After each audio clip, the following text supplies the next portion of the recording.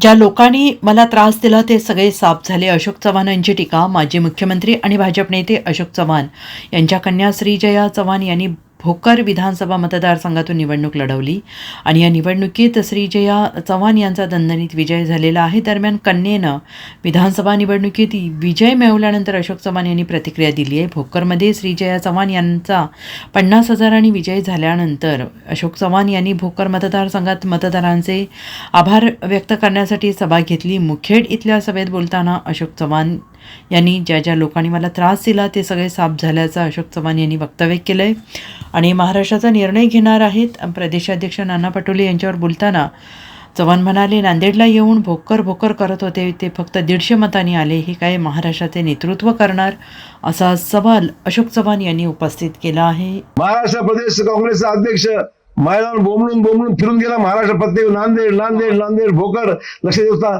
150 मतांना 150 मध्ये पडला होता. 150 मध्ये आला. हे नेतृत्व महाराष्ट्राचे करणारे नेते आहेत. काय राहिलंय काय तिथे?